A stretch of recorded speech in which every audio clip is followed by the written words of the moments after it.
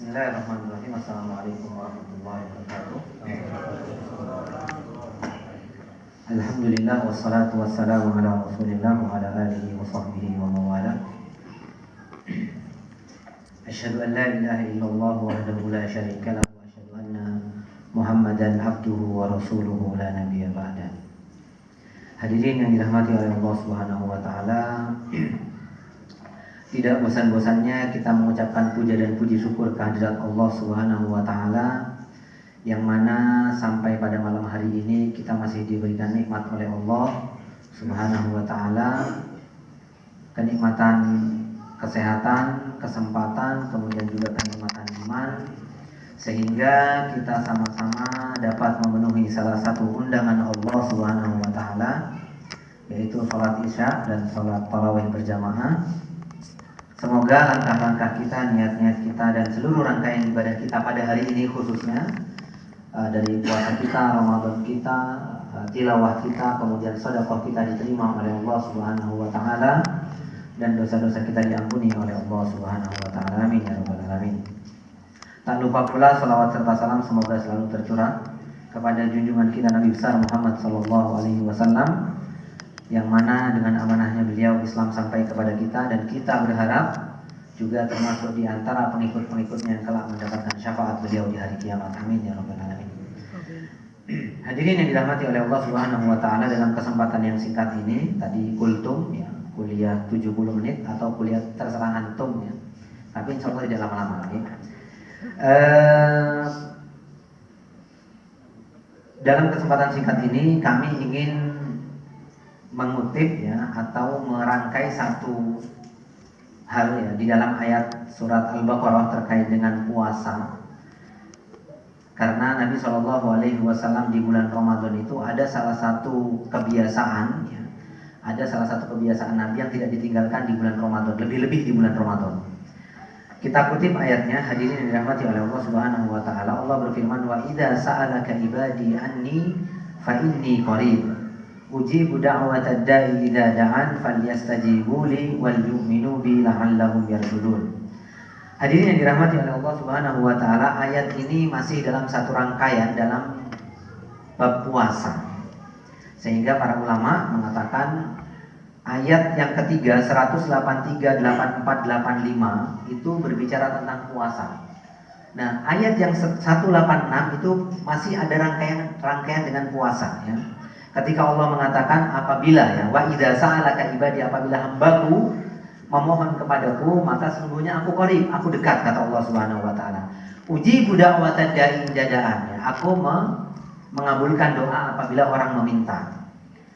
Jadi hadirin yang dirahmati oleh Allah Subhanahu wa taala, kata para ulama tafsir, ayat ini ada kaitan erat dengan ayat-ayat sebelumnya. Kenapa?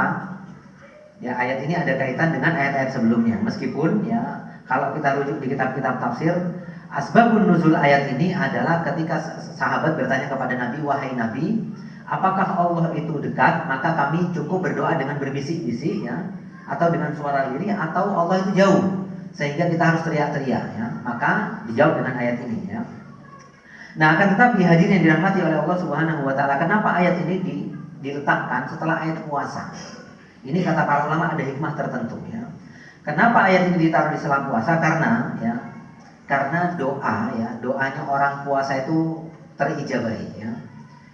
Kenapa? Karena orang berpuasa itu doa termasuk doa yang mustajab ya. Orang yang berpuasa termasuk doanya mustajab. Nah, sehingga para ulama tafsir mengatakan kaitan antara ayat ini dengan ayat yang sebelumnya adalah ayat ini memang khusus, kata para ulama, khusus untuk orang yang berpuasa. Kalau kita berpuasa, maka doa-doa kita akan istijabah. Sebagaimana Nabi Shallallahu Alaihi Wasallam mengatakan, ada 3 doa yang tidak mungkin ditolak oleh Allah Subhanahu Wa Taala. Ada 3 doa orang ya, yang tidak mungkin tertolak. Ya. Yang pertama, redaksinya banyak. Yang pertama, orang yang bepergian, musafir. Ya. Kemudian yang kedua, doa orang tua kepada anak. Ya. Kemudian di redaksi yang lain masih banyak, tetapi di situ juga disebut tentang orang yang berpuasa sampai dia berbuka. Nah, oleh karenanya hadirin yang dirahmati oleh Allah Subhanahu wa taala, kita ini oleh Allah Subhanahu wa taala beberapa hari ini diberikan nikmat yang luar biasa ya. Di dalam bulan Ramadan kita perbanyak berdoa kepada Allah Subhanahu wa taala. Dan memang inilah yang dicontohkan oleh Nabi ya.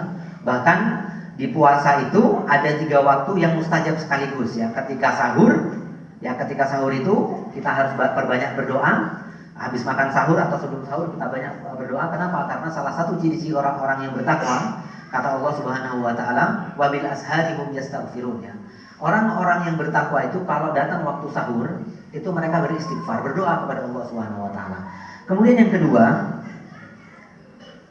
doa orang yang berpuasa itu dikabulkan oleh Allah Subhanahu wa taala sampai dia berbuka ya.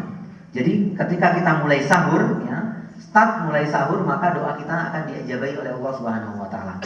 Oleh karenanya hadirin yang dirahmati oleh Allah Subhanahu wa taala, tentu hari-hari ini harus kita manfaatkan dengan baik ya.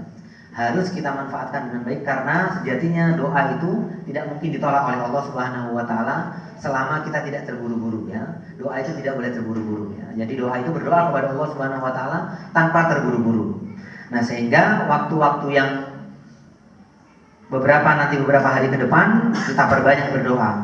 Kenapa? Karena memang doanya orang yang berpuasa itu diijabahi oleh Allah Subhanahu wa taala sebagaimana banyak hadis ya, termasuk ayat juga mengatakan bahwasanya doa orang yang berpuasa itu diijabahi oleh Allah Subhanahu wa taala. Oleh karenanya hadis yang dirahmati oleh Allah Subhanahu wa taala, mungkin singkat dari kami sebagai motivasi ya bagi diri saya pribadi ya, bahwasanya mari di bulan Ramadan ini, karena tidak semuanya mendapatkan nikmat bulan Ramadan ya. Orang yang bertemu dengan bulan Ramadan itu sungguh nikmat yang luar biasa ya. Karena banyak orang yang berhalangan ya, kita tidak ya. Kita bisa sholat taraweh ya, bisa berpuasa, maka ini nikmat yang luar biasa sehingga kita gunakan sebaik-baiknya. Karena doa itu menurut para ulama, doa itu inti ibadah ya. Ibadah kita itu intinya ada di doa ya.